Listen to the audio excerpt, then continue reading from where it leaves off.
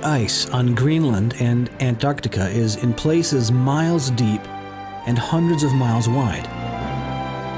In the present, however, all but the edges of these ice sheets are cold deserts.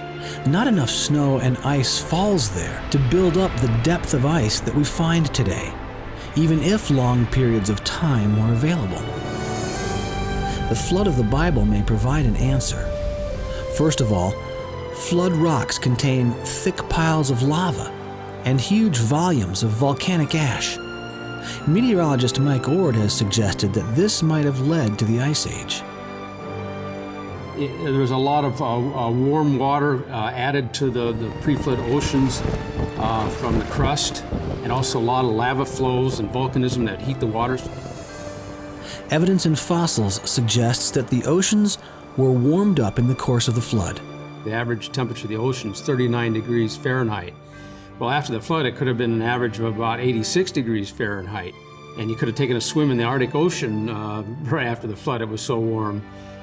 But then it's going to start cooling down, and that cooling is mainly by evaporation. So the key here is that with that warm water, you evaporate so much more water vapor in the air.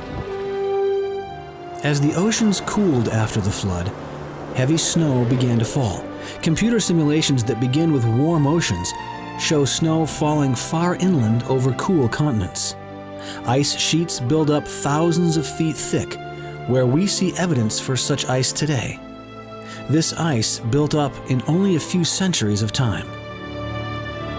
The whole process was sped up by volcanic ash cooling the Earth after the flood.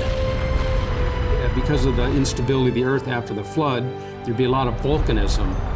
Aerosols are tiny particles about a micron in diameter, and they'll float up there in the stratosphere for several years, and they reflect sunlight back to space.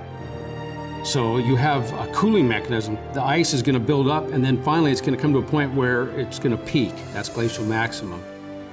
Once the oceans cooled enough, the evaporation slowed, the snows stopped, and the ice began to melt.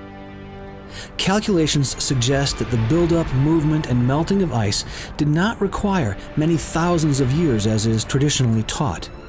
From a warm world at the end of the flood to the melting of the ice took only centuries of time. And then I see evidence of the one ice age and a short, rapid ice age that melts catastrophically. This is what I see based on science. Present climate is not the key to understanding what produced thick piles of ice in Greenland and Antarctica. It looks like the Bible had the key all along: the Great Flood in the days of Noah.